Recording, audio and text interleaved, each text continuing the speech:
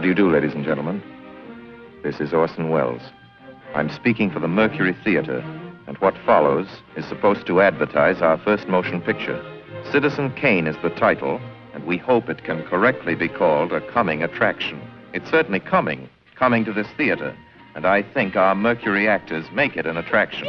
I'd like you to meet them. Speaking of attractions, well, the chorus girls are certainly an attraction, but frankly, ladies and gentlemen, we're just showing you the chorus girls for purposes of ballyhoo. It's pretty nice ballyhoo.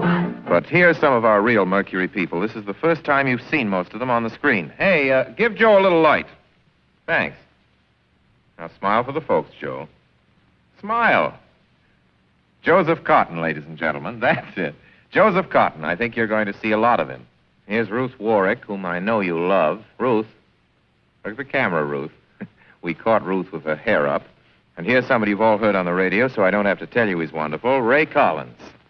Dorothy Comingore is a name I'm going to repeat. Dorothy Comingore. I won't have to repeat it much longer. You'll be repeating it. And here's George Coulouris, who's a grand actor. I'll say that name again. George Coulouris. Watch it. Here comes Everett Sloane. Look out, Everett. Oops. Everett Sloane, ladies and gentlemen, he isn't necessarily a comedian.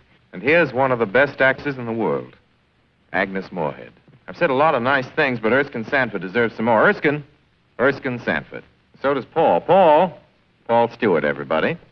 Citizen Kane is a modern American story about a man called Kane, Charles Foster Kane.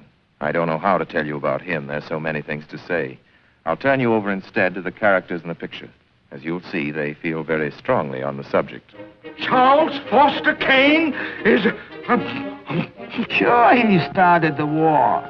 But do you think if it hadn't been for Mr. Kane, the United States would have the Panama Canal? Charles Foster Kane is nothing more or less than a communist. Kane, governor.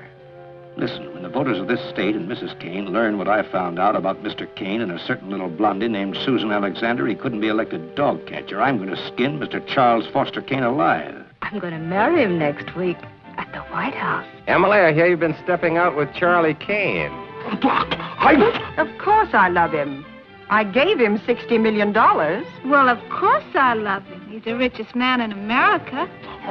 But all the girls say about him at first. But you know, I can't help but admire him. He's crazy. He's wonderful. Ladies and gentlemen, I don't know what you'll think about Mr. Kane. I can't imagine. You see, I play the part myself.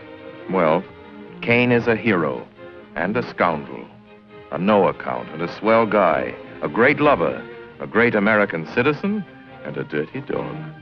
It depends on who's talking about him. What's the real truth about Charles Foster Kane?